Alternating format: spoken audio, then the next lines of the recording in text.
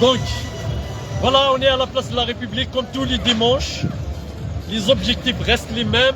Consécration d'une démocratie effective, la consécration d'un État de droit, justice indépendante, parce que la justice indépendante c'est quelque chose de très très important, hein. Et la séparation des pouvoirs, la liberté de la presse, la liberté syndicale, la consécration du principe de la citoyenneté. On est là pour ces objectifs-là. Et bien sûr, une transition démocratique, indépendante de la junte militaire et de la police politique. Donc vous savez très bien, vous avez vu en direct, c'est très grave, mais ce qui se passe ici à la place de la République, ils ont tenté par tous les moyens d'arracher le drapeau palestinien. Mais nous, parce qu'on agit dans le cadre de la loi, parce qu'à la base, ils n'ont aucun droit ni d'agir de cette façon, ni d'essayer d'agir de cette façon. Pourquoi? Parce que la loi ne donne le droit de brandir le drapeau palestinien. C'est un droit. Donc pourquoi la police essaye de l'arracher? Voilà, c'est une question, hein, c'est une question. Parce que la personne qui est chargée de contrôler la manif a l'habitude de provoquer le trouble à l'ordre public, d'essayer de provoquer le trouble à l'ordre public. Nous, on connaît la loi, donc on essaie toujours de rester dans le cadre de la loi. Donc pourquoi essayer d'arracher le drapeau? Et il y a un policier même qui l'a arraché discrètement pour ne pas... Il sait qu'il agit en dehors du cadre de la loi, mais il l'a arraché quand même. Et c'est quelque chose d'extrêmement grave, très très grave.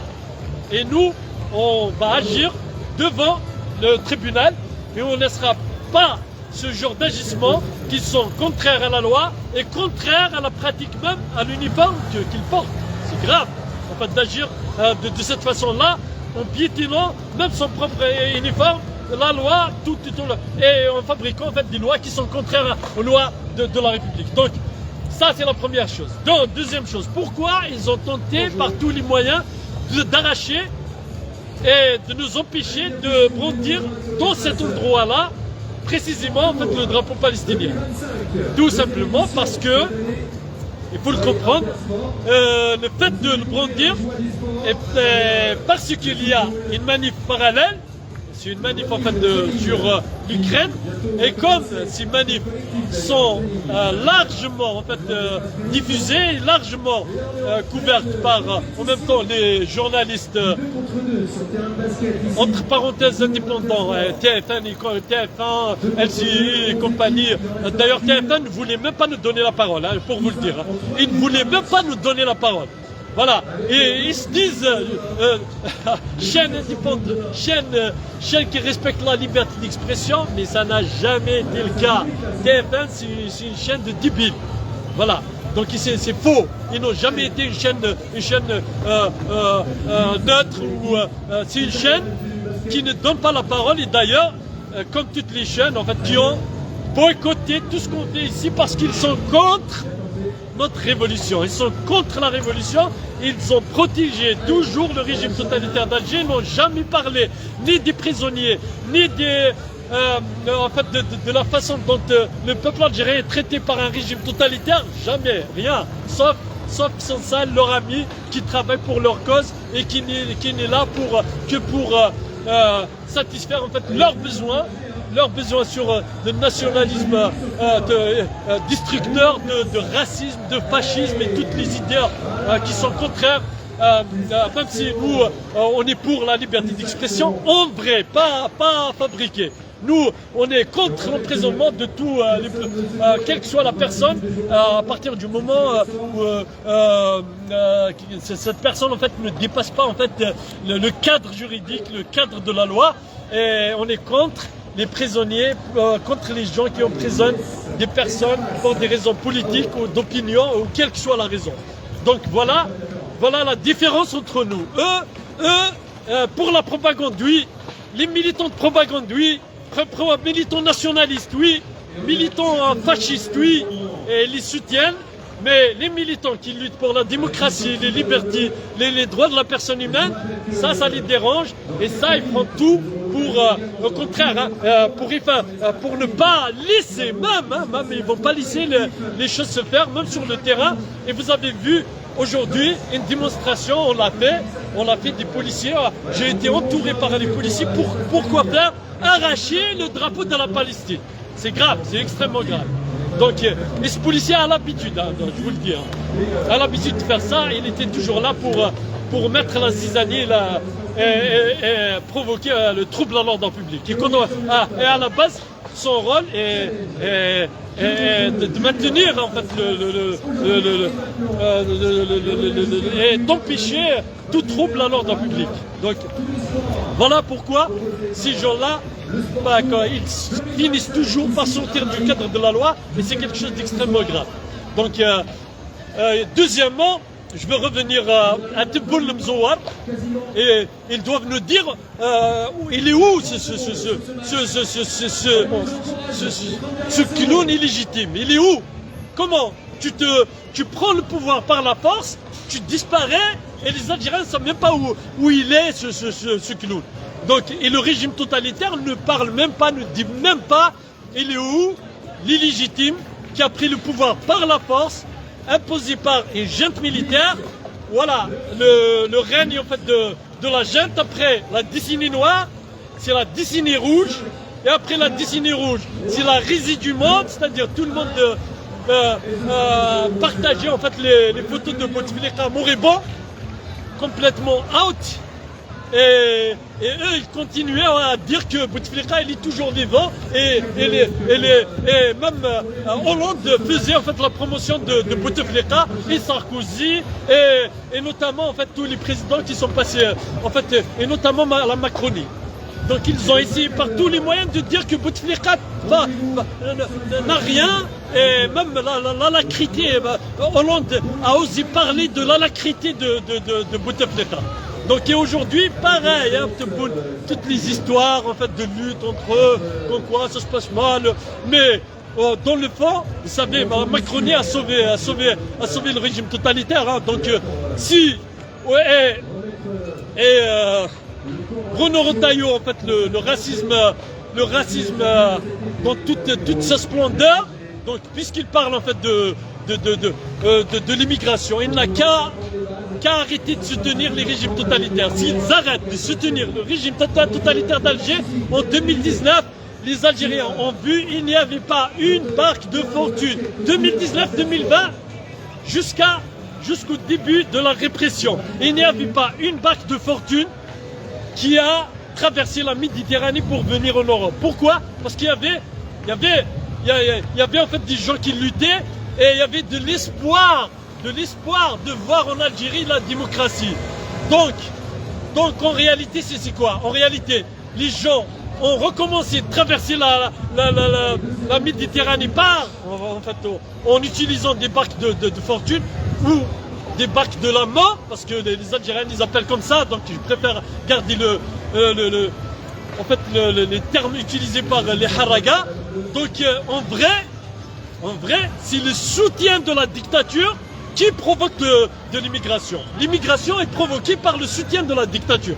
Donc pendant le Irak, il y avait des militants qui luttaient, il y avait des militants sur le terrain, il y avait des marches, des rassemblements, il y avait une démocratie que les Algériens ne voulaient pas quitter, parce qu'ils voulaient construire, ils voulaient rester sur place, ils voulaient y aller de l'avant, ils voulaient développer le pays, mais hélas, la Macronie a soutenu Tebboune pour faire tomber le mouvement révolutionnaire. Donc le fait de soutenir Tebboune, donc ils ont fait tomber le mouvement révolutionnaire. Donc les haragas, puisque Retailleau parle du matin jusqu'au soir, matin et soir, de l'immigration, il attaque les Algériens. Aujourd'hui, le racisme contre les Algériens est institutionnalisé dans les préfectures. Mon renouvellement des papiers en fait de tous les anciens qui ont travaillé 20, 30 ans, 40 ans et ils n'ont pas pu renouveler leurs papiers. Aujourd'hui, les étudiants ils sont harcelés dans les préfectures. Aujourd'hui, le racisme il est institutionnalisé, affiché, et on le voit, on a rencontré des gens qui ont vécu des situations incroyables. Comment on peut y arriver là au racisme institutionnalisé? Donc voilà pourquoi en fait le fait de maintenir une dictature, vous êtes responsables, c'est vous les responsables de toute l'immigration qu'il y a, de toutes les bacs de fortune, de toutes les personnes qui meurent en fait en Méditerranée, tout simplement parce que vous avez soutenu et vous avez aidé et vous avez empêché le Irak, et nous on l'a vécu. Le 9 septembre, je vais passer devant le juge.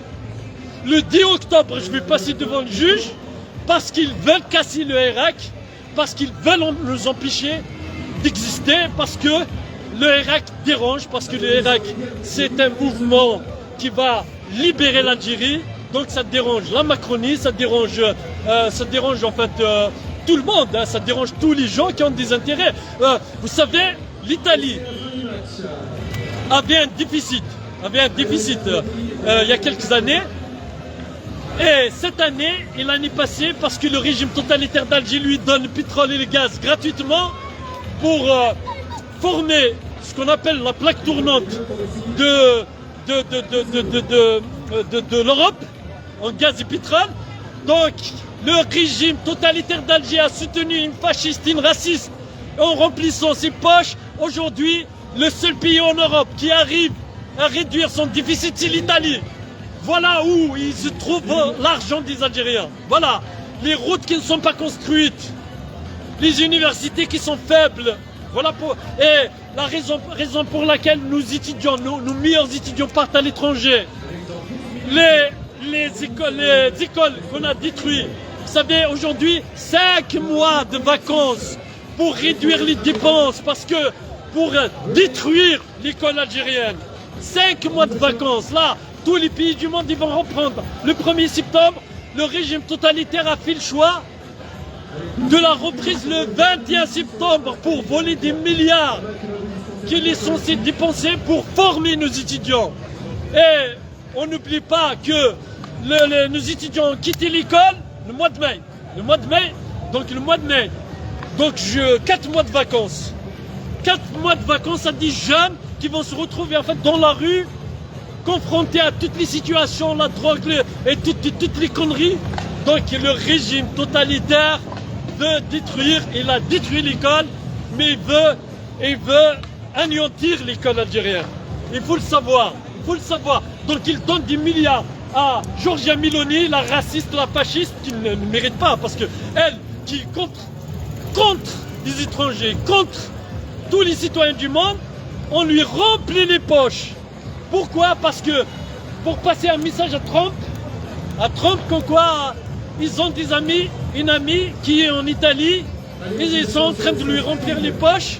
Donc il faut aider le régime totalitaire à se maintenir. Voilà. Et Trump l'a dit, qui dit, nous ça ne dérange pas de voir des régimes totalitaires. Hein. Trump, il peut même financer les régimes totalitaires.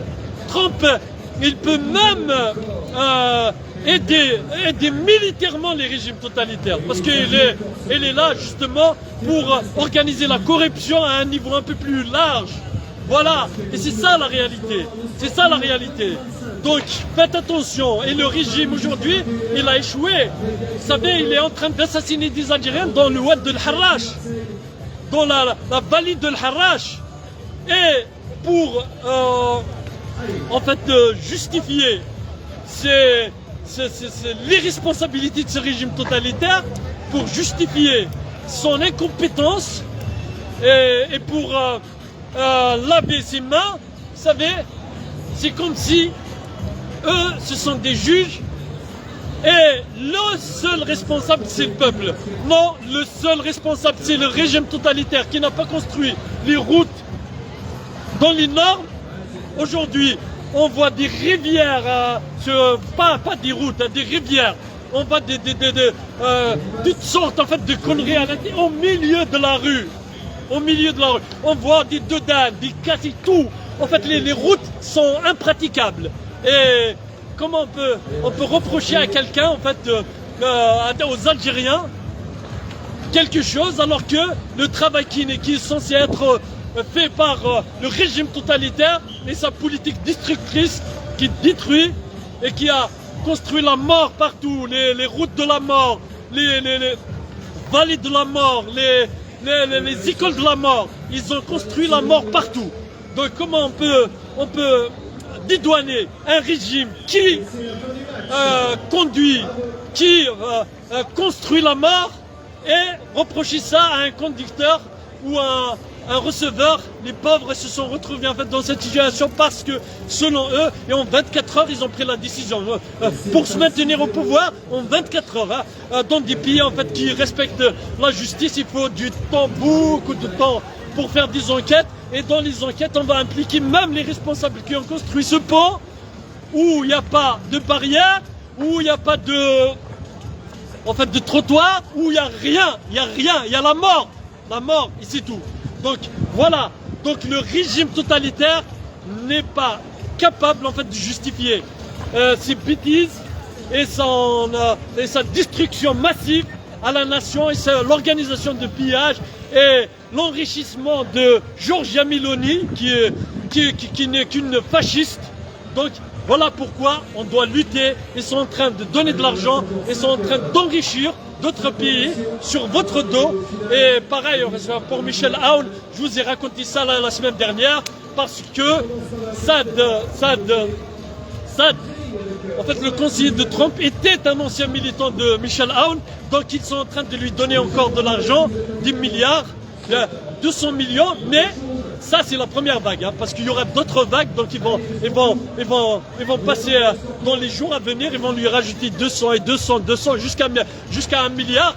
Donc voilà ces gens-là, comment ils arrivent à se maintenir au pouvoir en donnant les richesses des Algériens, en appauvrissant le peuple et en détruisant l'économie nationale. Et d'ailleurs, j'ai lu un article sur Maghreb émergent qui parlait de raffinage.